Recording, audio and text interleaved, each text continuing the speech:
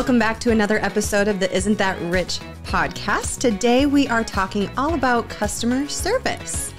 So when a customer walks into your business, they either feel better about you or feel worse about you. There's never a neutral experience. And so today we are talking about 4 ways Farmers State Bank has set our business up to have great customer service every single time a customer enters our buildings. And I'm excited. We have Jared back on today to talk about this because he actually, with his past businesses and other businesses that he has really, emphasized the importance of customer service as well. So, yeah, I love this topic. I think it's super important for, I feel like it's a huge pillar for any successful business. So, yeah, a lot of people don't get it right. So, and I can think about, we always ask this in interviews, and I think it's so important to ask people is what is the best customer service that you've ever experienced? And what is the worst one? And you can always think of that one instance and it stays in your mind. Yes. Like I remember sitting at a restaurant for like 20 minutes. There was still, gunk on the table and no one ever came and saw us. We didn't get anything. We just got up and left. So, just how important, and don't think I'll ever go back to that restaurant just because of that one experience. Do you guys have any experiences that you think of right away? I have a great customer experience. Like I'm building my house and I just went to this place over in Carterville and the lady just took the best care of me ever in the world, and it made an impact on my life. And the way we were just talking about things, how much she wanted to help me and cared about me. I've raved about her to everybody I've seen now. Yeah. And I've had some also good experiences with other places. Yeah. Same, working on my house, going to home department stores, they feel burdened that you're there, like you feel like an inconvenience to them, even though it's their job to help. I hate that feeling. I hate feeling like when you go into a business, like you're not welcome, that kind of stuff. That happens a lot in a lot of businesses.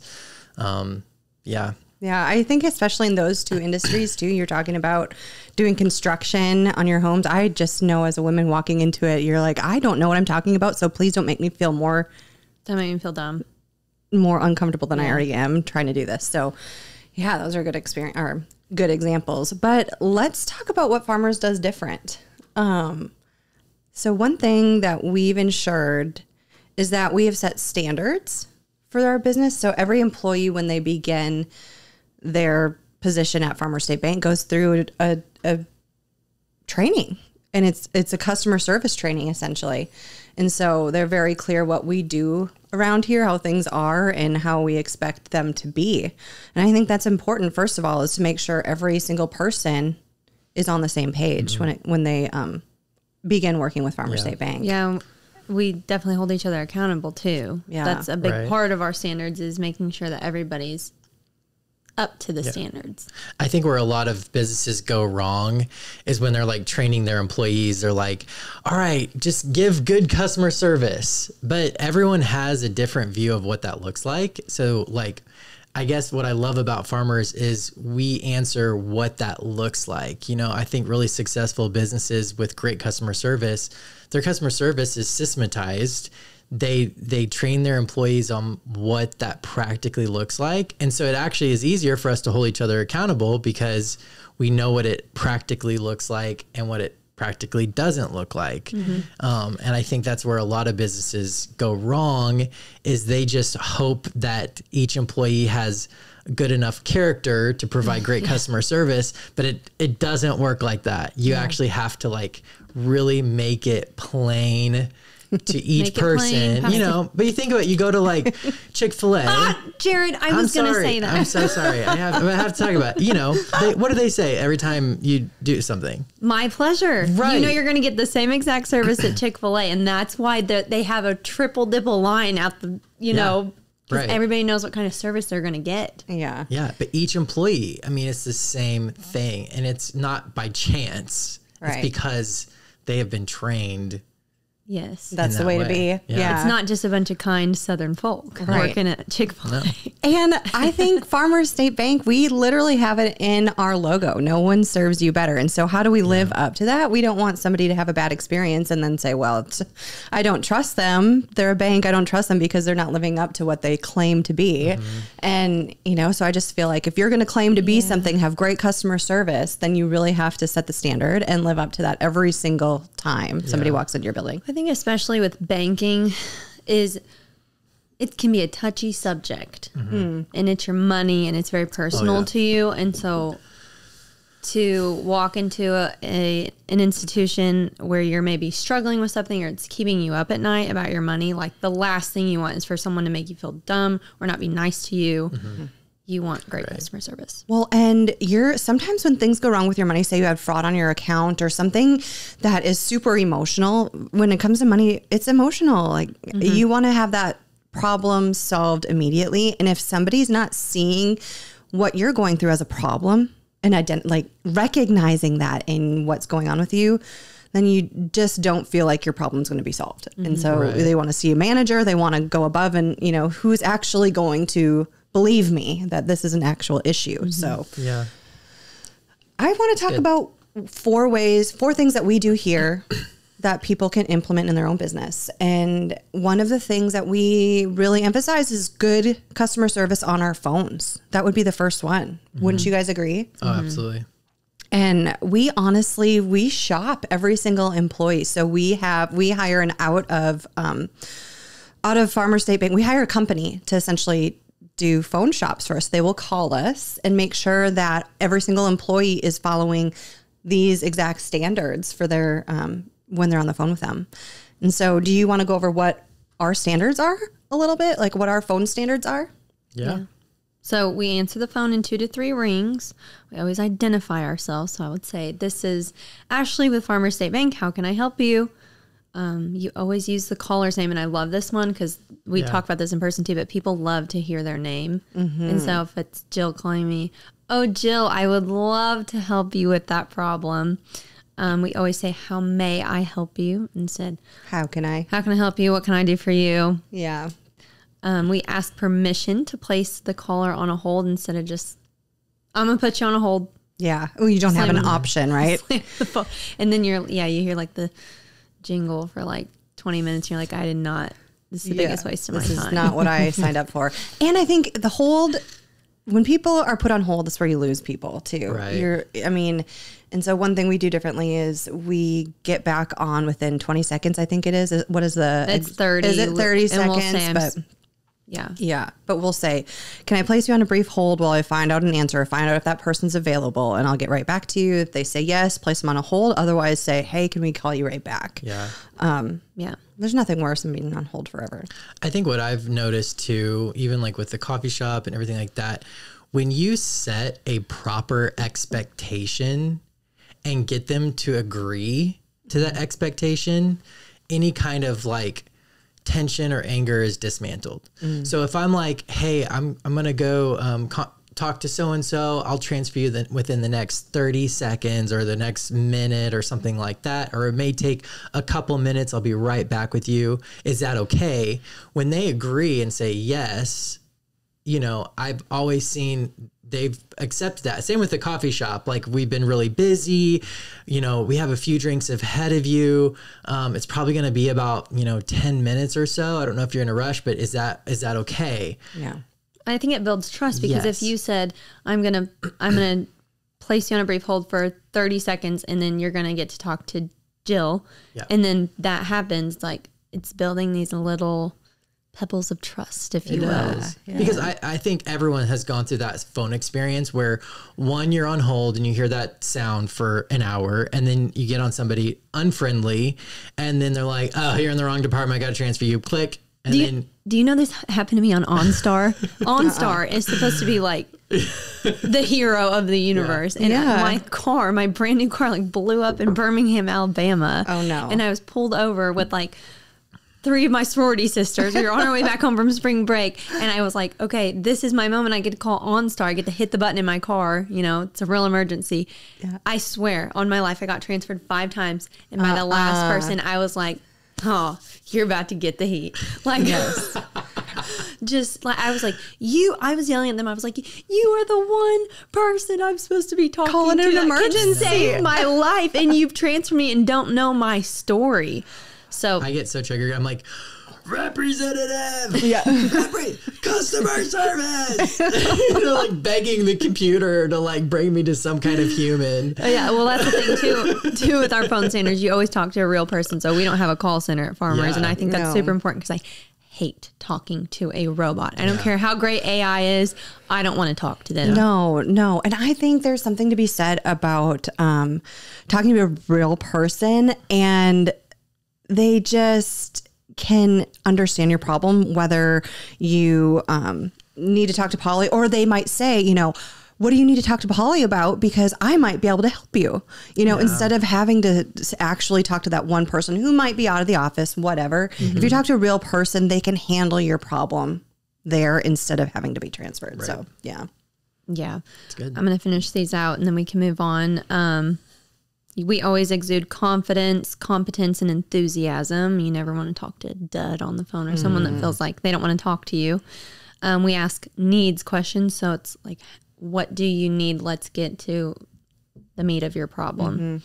And it's kind of like what you said, Jill. Maybe I can help you instead of having to transfer you 30 times to get the answer. Yeah. Before we hang up, we always say, how else may I help you today? And that's an open-ended question in case they actually do have something else that they want to talk about. It's kind of lets the gates down and makes them feel like they can ask you anything.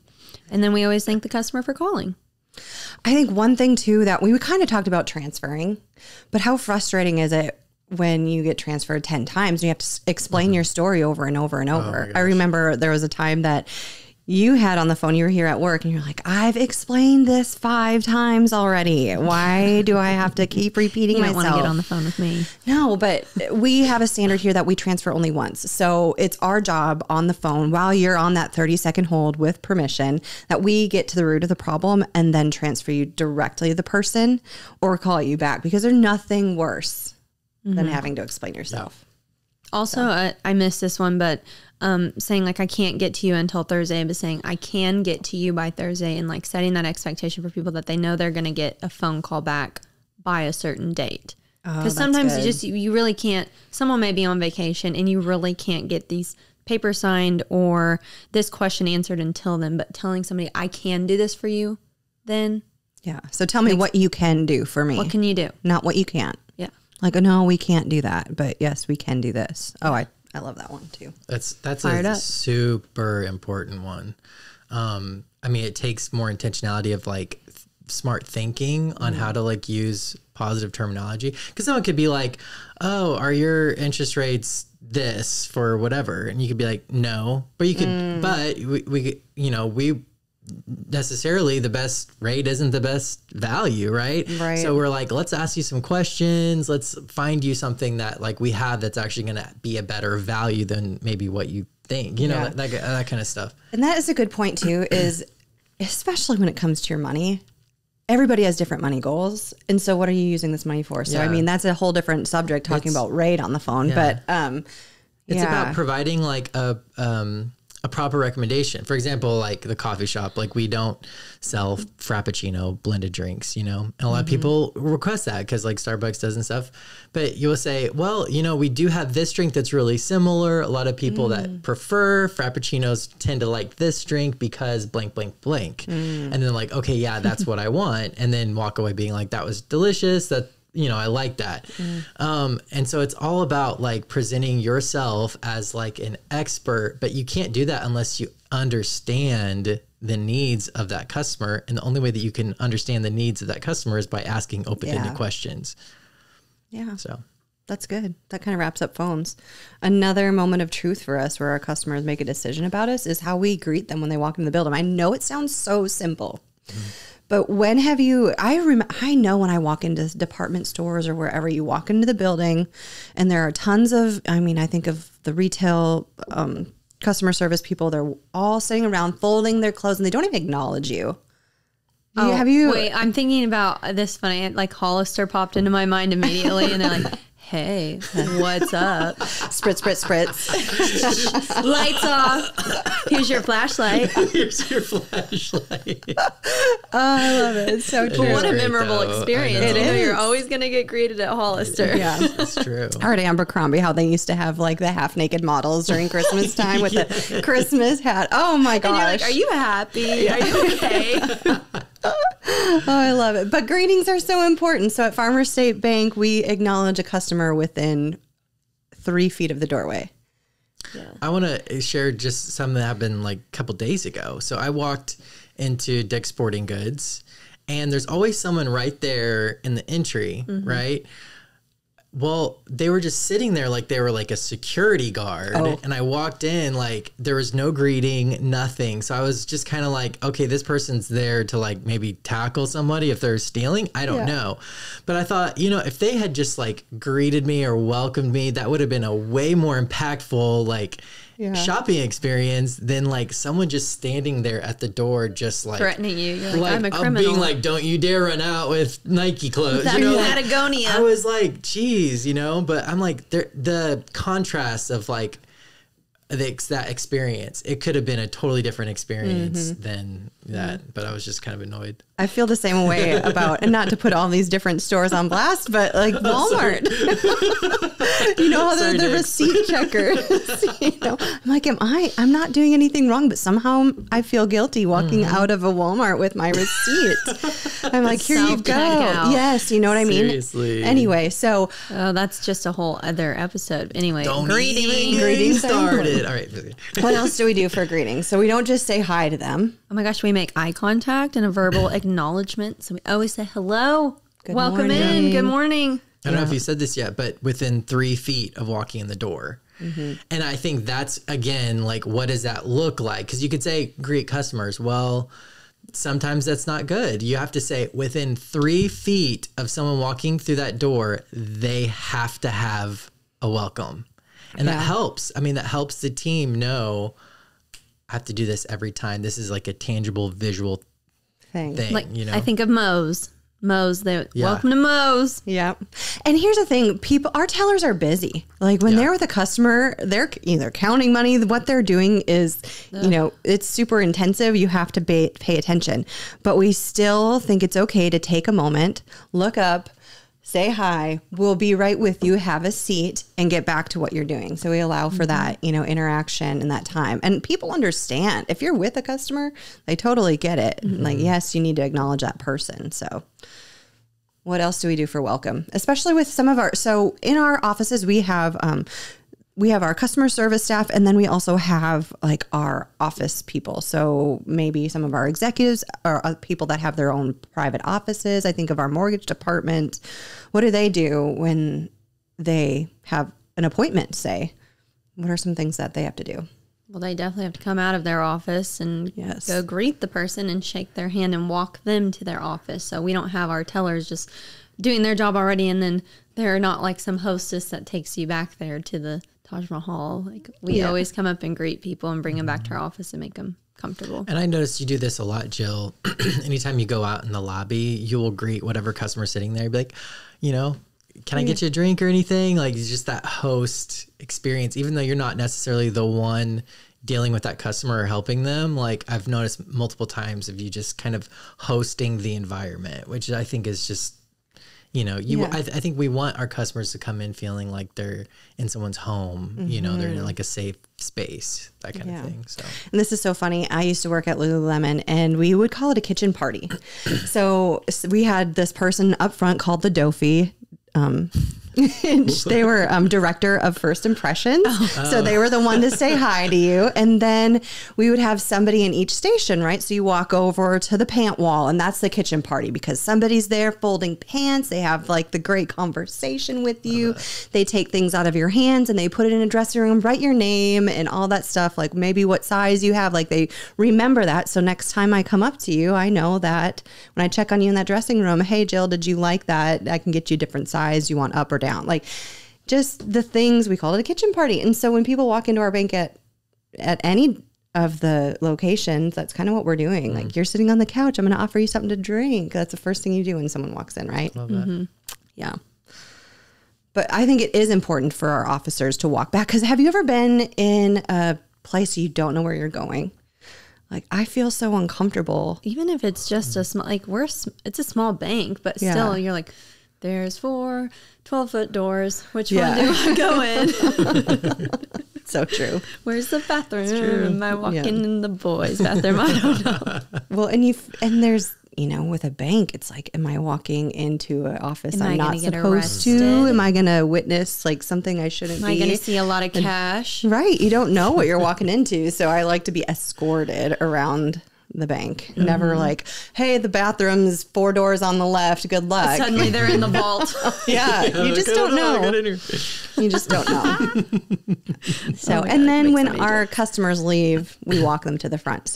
And then ask them how else may I help you? Because you never know. They might have other banking needs that they need to take care of. Yeah. So. That's good. Yeah. Proper greeting. Awesome. Another moment of truth for us is the building appearance. How your building looks is part of customer service, which I didn't really think about until we talked about it. Yeah. And oh my gosh, think about how many restaurants, especially you go in. If it's dirty, do you go back there? No, not if you have sticky floors. Building appearance. Yeah. And I do want to say this too. It's not like employee appearance is building appearance. Yeah. We're all part of this. That's why in a lot of financial institutions, people be dressed up in office attire or nice clothes. We want to convey this message that we're professional, that, we care about the way things look. Yeah, exactly. So especially like, can you imagine like a beautiful building and then all of your employees are just like wearing just crawled out of bed wearing sweatpants and they're just like, yeah. Do you trust that person with your money? Yeah. I don't know. Or do you trust somebody that's put themselves together with your money? You know, I think it starts before then. I think in the parking lot, it starts from the moment they pull in. Is your parking lot painted stripes? Is there trash all over? Are the windows clean when you walk in, or do you have to swat flies on your way in the door? Do you have good landscaping? Is it lit well? If it's at night, and we're coming on dark season in the winter, and it's going to be dark at 4 p.m. So, yeah, even just the external part of your building. And then when you get into the building, it's how does it smell? How does it? That's a big one for me. That's a good one. I know. I think of the Four Seasons Hotel. It is like the best experience ever.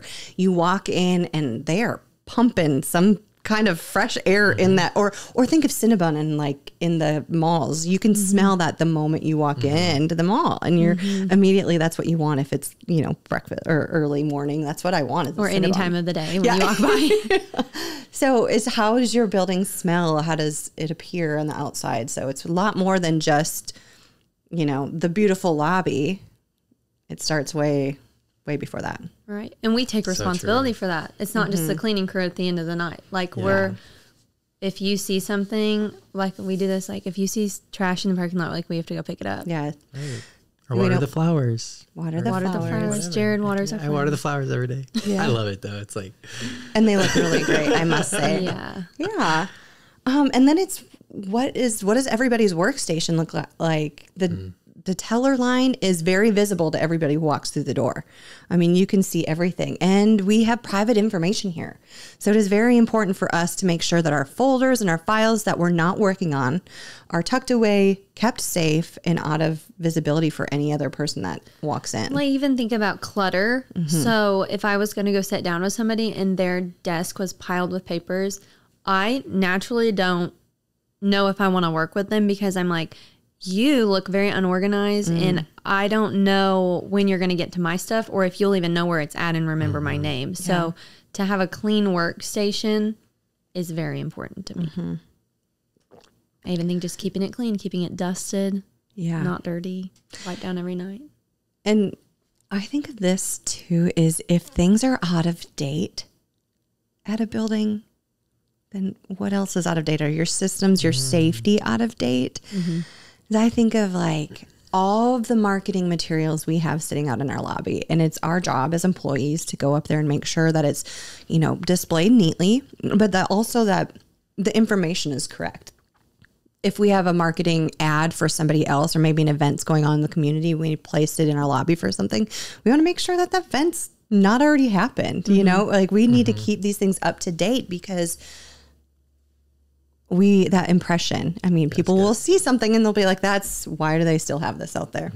And they will judge you for it. So we talk about this one a lot, but even having like your cell phones out, obviously we work at a bank, so our standards are probably a little bit more strict with this, but like, you know, if someone has their phone out at work all the time, or wherever I go, I'm thinking like, I kind of think, ew, your phone's dirty and you're touching your phone, and then you're like touching the stuff that I'm working on with you. Like, I don't know, it's kind of gross. Or like, why do you even have your phone out anyway? It's kind of unprofessional. So well, once again, with a financial institution, I don't know what you're taking pictures of. Are you Snapchatting my loan docs taking to a somebody? photo of my social security number? You know, there's so much more to think about that when a customer walks in and sees your phone visible, it's kind of that icky. It doesn't matter what business you have.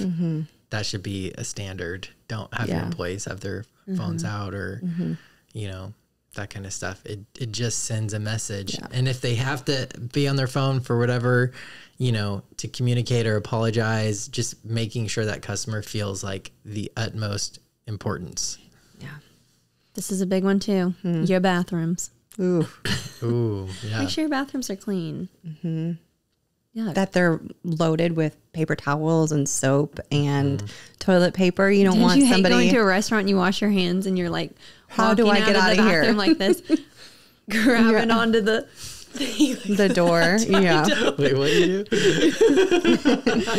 do? You like got your toe up on the door trying to get it. Oh my gosh. I'm sorry. Yeah. But it is important. No one wants to be searching around for that stuff, or having to ask somebody. No, like, hi, can you get me some toilet paper? Yeah, could you imagine? So yeah, make sure as an employee that you keep your bathroom stocked. Yeah. That's good. Anything else you guys want to say about building appearance? Because I know it's a major one for us, but you're right to just touching on, it's important that how we appear is part of building appearance. Yeah. The next one we have is how we respond to emails and voicemail. And this is important because when you send a message to somebody, you're hoping for a response, whether it's a customer or it is, you know, somebody looking for a sponsorship, or somebody, I don't know, another business in the area is looking to collaborate. So how are we, like, what are some of our email and phone standards that we have at the bank? This is like the funniest one, but we just no colored backgrounds on your email, or no crazy fonts, not 5 million exclamation points. Like, we're very professional. We have a standard. Like, you have to use Times New Roman or Arial. I think it is Arial. Yeah, Arial or Times New Size Roman. Font 11 to 12. That's about it. Black. Only no one blue. exclamation point. I love the exclamation points, but I got in trouble. You only get one. I'm too excited. I'm Gen Z. Want people to know I like them. Yeah. But it's true. When I get an email from a business and they've got like the colored background or something crazy, I'm like, oh my gosh, I don't even want to read this email. Kind of, you know, it doesn't show professionalism. No. So we respond to emails within 24 hours. That's a big one. That's a standard that we have. And that might be hard to uphold, but it's what we strive for. Well, I think it's even like with the phone, putting someone on hold. It's not even that you have to have an answer for somebody within 24 hours, but just letting them know, I see you, I see your message, and I'm going to find the answer for you. Another thing we do is if you are out of the office for more than 2 days, you need to put up a automatic response on your email and your voicemail that will be out of the office, who they should contact in case it's an emergency while in your absence, and then when they can expect to hear back from us inside that voicemail. So, and email.